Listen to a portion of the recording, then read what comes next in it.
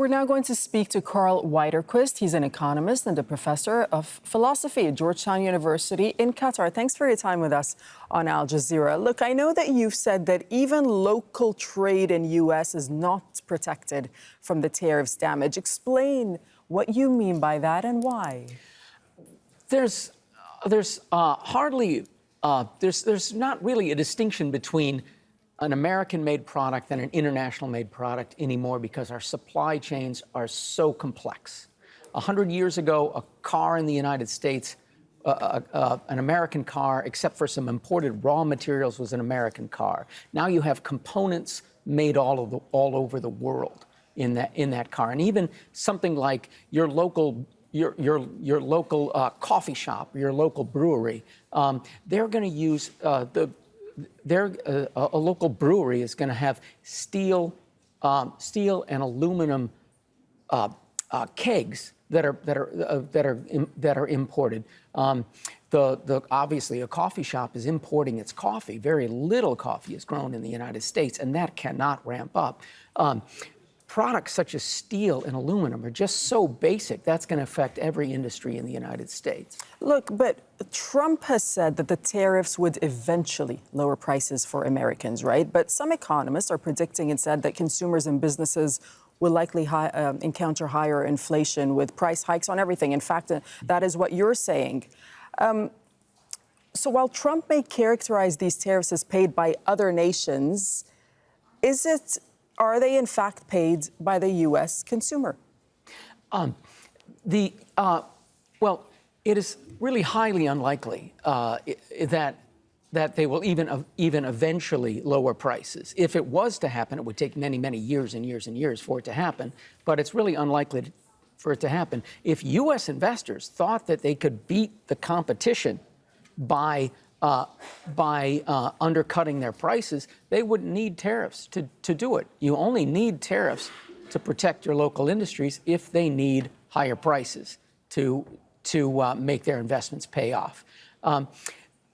Now, as far as your other question, the extent to which prices will go up or what the tariff will be paid by consumers or producers depends on a complex interaction of supply and demand, or in the case of a monopoly situation, of their calculation of how much people are likely to cut back your spending. If it's a good where you, the consumer, can easily cut back on your spending, right?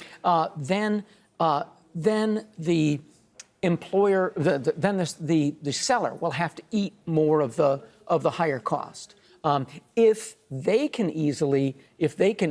making a huge profit, then they will gladly, well, not gladly, but they will eat most of it. But if it's something where you, the consumer, cannot easily consume a lot less, then and it's one where the producer isn't making a 25% profit, they're going to have to pass most of that on to you, and you will pay it, even if it's grudgingly, because you can't easily readjust. Most of us are not going to cut back on our coffee consumption if the price of coffee goes up by 25%. Which products will become more expensive with tariffs? Is it possible to pinpoint a few?